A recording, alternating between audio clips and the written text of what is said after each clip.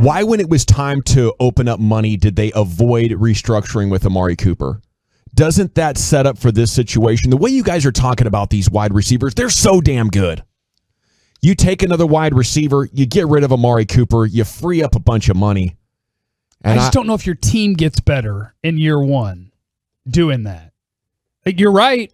They could have, if they wanted to sign more players, they could have moved Amari's money around, and they didn't. And maybe because they didn't feel like they needed to, and they weren't going to sign anybody extra anyway. And so it was like, well, this gives us max flexibility a year from now with him. But like, I think it's underrated how important your real life number one receiver is. I love the receivers in this draft. But if I were to add, let's say, my favorite one, which is Jalen Waddle, Alabama wide receiver, he would line up in the slot. He is a blur. You can't cover him one-on-one. It's not humanly possible. There's no human in the NFL that could cover him one-on-one. I still want Amari Cooper on the field with him. I still want a real-life number one so that now my game-breaking speed guy is not the guy that you get to put all the attention on.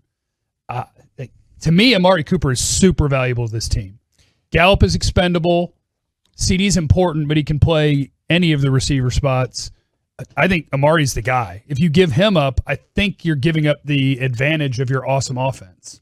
Wow, that important. Yeah, and I'll tell you another thing, General, that I really do like your plan about moving on from him if you could. But I like it. But do you trust them to spend the $20 million on defense to get the right player? Well, that's where, I mean, you're talking about having a savings there. You're going to save $20 million, and you can go and invest it in a defensive help and all that. It scares me when you start to talk about investing money into somebody that way. And it might be a foiled plan because anybody that you're trying to trade him to has so many wide receivers available now, and they just got through free agency. It's probably a plan that will come into more possibility next year or next offseason. But I do find it fascinating. Well, go ahead. Well, real quick, though, he had a chance to go to Washington, right? Yeah. Would you trade him right now, Jeffrey, to the football team for the 19th pick? That's a great question. Long term, it's probably a good idea. Short term, it's probably a bad idea. Yeah. So the answer is your plan to win the Super Bowl this year? And I think it is. That's your plan. Can't win the Super Bowl this year. But is that your plan? It is their plan. You're right about that. Yeah. There's what's the smart thing to do, and then what are the Cowboys likely to do? I think is the exercise. I don't think they would trade him, though, in that situation, though. I just thought I'd ask, but I think he was your best player on your team last year. And in a year of, when guys aren't playing, with Dak not playing and the tackles not playing, he was the one guy that, some of those things that we were worried about him on the road, people shutting him out, him not being ready to go.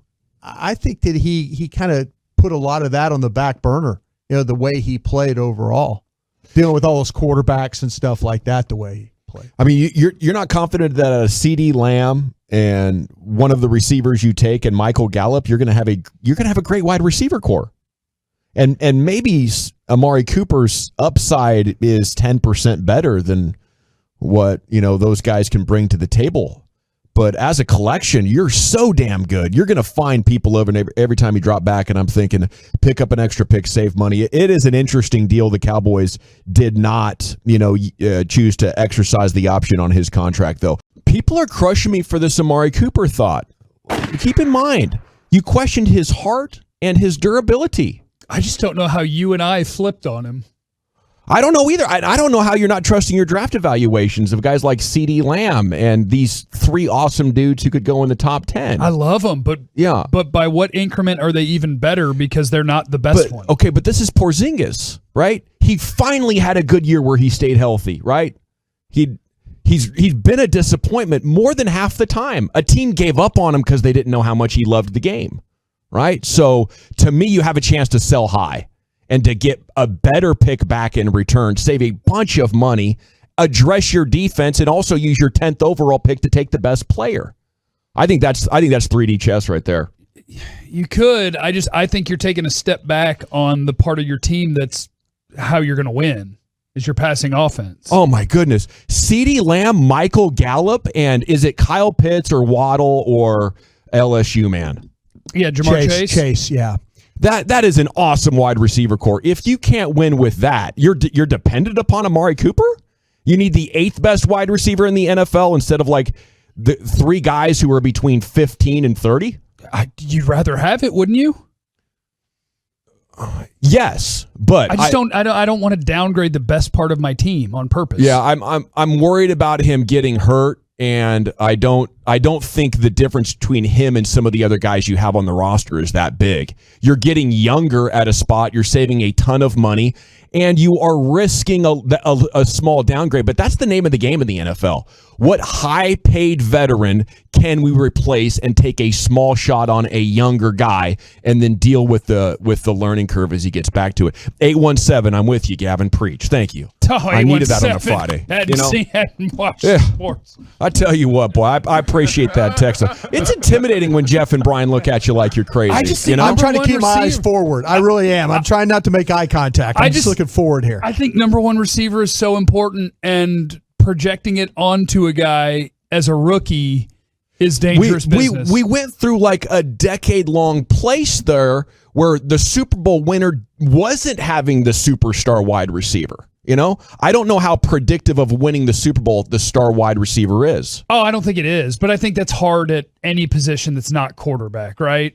Like, who were the cornerbacks on that team? And then you'll find teams that had boo-boo, and you'll find good ones. And I just think it's all about, like, and that part of your point I totally get, because it's all about balancing your resources in a way to give yourself the best team.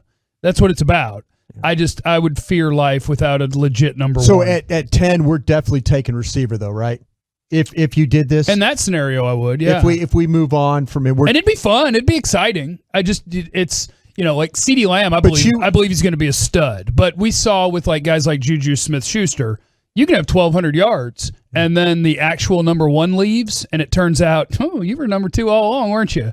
And I don't want to find that out about my guys. 626 comes in here and says Jeff's neglecting the obvious. CD could be better this season than Amari was playing, and he was playing better than him until Dak went down. You did predict he'd be the best Cowboys wide receiver at this point. I did. 214, Gavin, you're an idiot. All right, that's good balance right there.